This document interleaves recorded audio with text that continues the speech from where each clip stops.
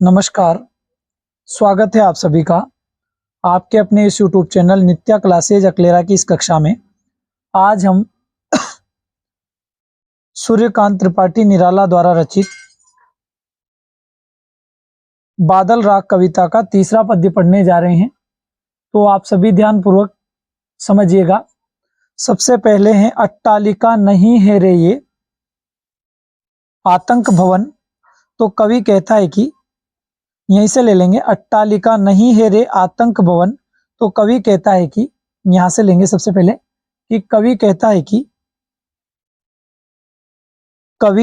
है कि ऊंचे ऊंचे भवन। तो यहीं से लेंगे रे, तो यहां से लेंगे कवि कहता है कि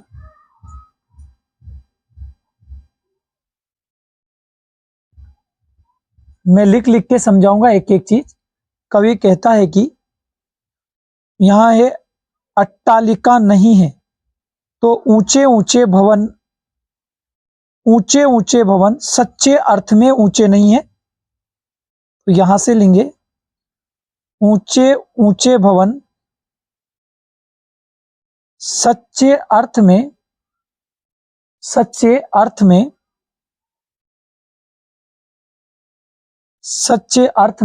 ऊंचे नहीं है। ठीक है सर। पहले नंबर पर हमने लिया, कवि कहता है कि अट्टालिका नहीं है, कहने का मतलब ऊंचे ऊंचे भवन सच्चे अर्थ में ऊंचे नहीं है। ये ऊंचे ऊंचे भवन सच्चे अर्थ में ऊंचे नहीं है। आतंक भवन, इनको आतंक का भवन कहना ही ठीक है। अब यहां लिखा रहा आतंक भवन, तो यहां नंबर 3 पर ले लेंगे, इनको आतंक का भवन कहना ही, इनको आतंक का भवन कहना ही ठीक है। इनको आतंक का भवन कहना ही ठीक है। तो कवि कहता है कि ऊंचे ऊंचे भवन सच्चे अर्थ में ऊंचे नहीं है, इनको आतंक का भवन कहना ही ठीक है। इनको काहे का भवन? आतंक का भवन कहना ही ठीक है। ठीक है सर। इसके बाद आगे लेंगे, अब यहां लिखा रहा है जल विप्लव प्लावन। आपको स्पष्ट दिखाई दे रहा होगा जल विप्लव प्लावन। तो बाढ़ तथा विनाश, तो यहां से लेंगे कि बाढ़ तथा विनाश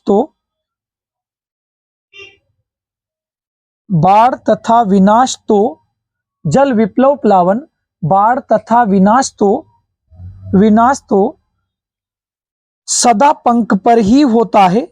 ये हो गया नंबर 4 पर, और इसको ले लेंगे नंबर 5 पर। तो बाढ़ तथा विनाश तो सदा पंख पर ही होता है। तो सदा कीचड़ में ही होता है। बाढ़ तथा विनाश तो सदा कीचड़ में ही होता है। बाढ़ तथा विनाश तो सदा कीचड़ में ही होता है। कहाँ होता है? कीचड़ में। इसका मतलब क्या होगा? तो हम यहाँ लिखेंगे अर्थात, या नंबर 6 पर लिखेंगे अर्थात, क्योंकि ये समझाना जरूरी है सर। अर्थात शोषण और अन्याय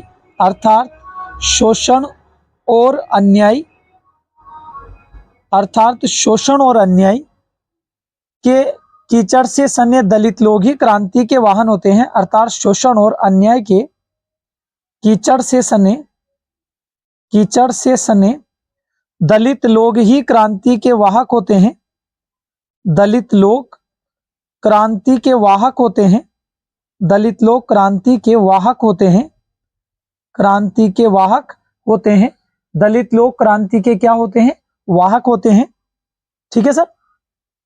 अब यहां लिखा रहा है शुद्र प्रफुल्ल जलज से। तो जल में खिले हुए शुद्ध प्रफुल्ल, स्पष्ट लिखा रहा है शुद्ध प्रफुल्ल, छोटे छोटे। तो शुद्र प्रफुल्ल जल में खिले हुए छोटे छोटे, यहां से लेंगे। तो जल में खिले हुए शुद्ध प्रफुल्ल, शुद्र यानी छोटे छोटे, तो जल में खिले हुए छोटे छोटे शुद्र छोटे छोटे जलज यानी कमल के फूलों से जलज, जल लेना कमल के फूलों से, कमल के फूलों से, तो जल में खिले हुए छोटे छोटे कमल के फूलों से सदा छलकता नीर, इसको ले लिया 8 नंबर पर और इसको ले लेंगे 9 नंबर पर। सदा छलकता नीर, सदा जल रूपी आंसू टपकते हैं, सदा जल रूपी, सदा जल रूपी क्या टपकते हैं, आंसू टपकते हैं, सदा जल रूपी आंसू टपकते हैं, सदा जल रूपी आंसू टपकते हैं। थोड़ा सा ये बार बार हिल रहा है तो मैं इसको सही कर देता हूं, अब नहीं हिलेगा। सदा जल रूपी आंसू टपकते हैं, ठीक है सर। अब लिखा रहा है शेषव सुकुमार शरीर, तो दलित वर्ग के कोमल शिशु, यहां से लेंगे शेषव सुकुमार शरीर, इसको लेंगे नंबर 10 पर। तो दलित वर्ग के कोमल शिशु, दलित वर्ग के कोमल शिशु, दलित वर्ग के कोमल शिशु, ठीक है सर। दलित वर्ग के कोमल शिशु साहसी व सहनशील होते हैं, दलित वर्ग के कोमल शिशु साहसी होते हैं, दलित वर्ग के कोमल शिशु साहसी होते हैं। दलित वर्ग के जो कोमल शिशु हैं वे कैसे होते हैं, साहसी होते हैं। फिर आगे लिखा रहा है, यहां ले लेंगे नीचे रोग शोक में भी हंसता, वे रोग व दुख में भी, यहां से ले लेंगे नंबर 11 पर। वे रोग और दुख की दशा में भी हंसते हैं, तो वे रोग व दुख की दशा में भी, वे रोग व दुख की दशा में भी, दुख की दशा में भी, रोग व दुख की दशा में भी क्या करते हैं, हंसते हैं। तो ठीक है, वे रोग व दुख की दशा में भी हंसते हैं। कौन हंसते हैं सर, दलित वर्ग के कोमल शिशु रोग व दुख की दशा में भी हंसते हैं। फिर समृद्ध, यहां से लेंगे कि रुद्ध कोश है शुद्ध तोष है, समृद्ध लोगों का अपार धन, यहीं से ले लेंगे ना, तो यहां से लेंगे रुद्ध कोश है समृद्ध लोगों का अपार धन, रुद्ध कोश तालों में बंद है, तो समृद्ध लोगों का अपार धन तालों में बंद है, यहां से लेंगे आप 12 नंबर पर, ठीक है।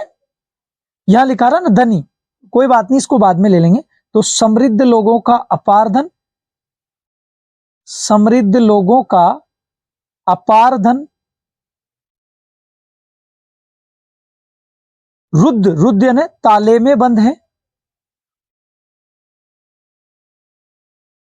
समृद्ध लोगों का अपार धन ताले में बंद है, समृद्ध लोगों का जो अपार धन है ताले में बंद है। रुद्ध शुद्ध तोष, वे कभी दीन दुखियों के काम नहीं आता, तो इसको ले लेंगे सर आप 13 नंबर पर। शुद्ध तोष, वे दीन दुखियों के काम नहीं आता, वे दीन दुखियों के काम नहीं आता, वे दीन दुखियों के काम नहीं आता, वह जो धन है दीन दुखियों के काम में नहीं आता। अब यहां से लेंगे आप लोग कि वज्र गर्जन से बादल, इसको ले लें आप सबसे पहले, वज्र गर्जन से बादल, इसको लेंगे आप 14 नंबर पर, और इसका अर्थ निकलेगा क्रांति के बादलों का भयंकर गर्जन सुनकर, तो यहां से लेंगे आप कि क्रांति के बादलों का, क्रांति के बादलों का भयंकर गर्जन सुनकर, भयंकर गर्जन सुनकर, क्रांति के बादलों का भयंकर गर्जन सुनकर, क्रांति के बादलों का भयंकर गर्जन सुनकर, भयंकर गर्जन सुनकर धनी, धनी यानी धनवान लोग, धनवान लोग, तो इसको ले लेंगे आप नंबर 15 पर। तो क्रांति के बादलों का भयंकर गर्जन सुनकर धनवान लोग, कौन लोग, धनवान लोग अंगना अंग से लिपटे, अपनी सुंदर स्त्रियों के शरीर से, यहां से लेंगे अंगना अंग लिपटे भी, ठीक है। तो यहां से लेंगे नंबर 16, अपनी सुंदर स्त्रियों के शरीर से लिपटे हुए, अंगना अंग अपनी सुंदर स्त्रियों के, अपनी सुंदर स्त्रियों के शरीर से लिपटे हुए, शरीर से लिपटे हुए, शरीर से लिपटे हुए आतंक अंक पर कांप रहे हैं। आतंक के कारण कांप रहे हैं, आतंक अंक पर कांप रहे हैं। तो आतंक के कारण कांप रहे हैं, आतंक के कारण क्या कर रहे हैं, कांप रहे हैं। आतंक के कारण क्या हो रहे हैं, कांप रहे हैं। त्रस्त नयन मुख ढांप रहे हैं। और इसको सीधा सीधा लिख लेंगे कि भयभीत होकर उन्होंने नेत्र और मुख छुपा लिया है। यहां देखो त्रस्त, भयभीत होकर, इसको ले लेंगे आप 18 नंबर पर। त्रस्त, त्रस्त यानी भयभीत होकर, त्रस्त, त्रस्त यानी भयभीत होकर, भयभीत होकर उन्होंने, भयभीत होकर उन्होंने नयन मुख ढांप रहे हैं। तो इसको ले लेंगे 19 नंबर पर। अपने नेत्र व मुख छिपा रखे हैं। तो अपने नेत्र व मुख, अपने नेत्र व मुख छिपा रखे हैं। अपने नेत्र व मुख क्या कर रहे हैं, छिपा रखे हैं। उन्होंने अपने नेत्र व मुख को क्या कर रखा है, छिपा रखा है। किन्होंने, दलित वर्ग के सॉरी धनवान वर्ग के लोगों ने अपने नेत्र व मुख को क्या कर रखा है, छिपा रखा है। ठीक है सर। यहां भयानक रस की व्यंजना है, आप इसको ऐसे याद रखेंगे कि भयानक रस है। यहाँ कौन सा रस है, भयानक रस। और यदि आप बात करेंगे तो यहाँ शोषण और अन्याय से सने हुए दलित वर्ग के बारे में बताया गया है। अब मैं आपको एक बार शुरू से बता देता हूं, फटाफट फटाफट देखना कि अट्टालिका नहीं रे। तो यहां से देखना कि कवि कहता है कि, कवि कहता है कि, कवि कहता है कि अट्टालिका नहीं रे, ऊंचे ऊंचे भवन सच्चे अर्थ में ऊंचे नहीं है। आतंक भवन, इनको आतंक का भवन कहना ही ठीक है। फिर नंबर 4 पर लेंगे जल विप्लव प्लावन, बाढ़ तथा विनाश तो सदा पंख पर ही होता है, सदा कीचड़ में ही होता है। अर्थात शोषण और अन्याय, अन्याय कीचड़, अन्याय के कीचड़ में सने हुए लोग ही क्रांति के वाहक होते हैं। तो दलित लोग ही क्रांति के वाहक होते हैं। 7 नंबर पर लेंगे आप शुद्ध प्रफुल्ल जलज से। तो जल में खिले हुए छोटे छोटे जलज यानी कमल के फूलों से सदा छलकता नीर, सदा जल रूपी आंसू टपकते हैं। फिर यहाँ लेंगे शेषव का सुकुमार शरीर, फिर यहाँ लेंगे शेषव का सुकुमार शरीर। तो इसका अर्थ निकल जाएगा, इसका अर्थ निकल जाएगा कि दलित वर्ग के कोमल शिशु साहसी होते हैं। दलित वर्ग के कोमल शिशु साहसी होते हैं। वे रोग व दुख की दशा में भी हंसते हैं, रोग व शोक में भी हंसता। तो वे रोग व दुख की दशा में भी हंसते हैं। ठीक है। रुद्ध कोश है, समृद्ध लोगों का अपार धन ताले में बंद है।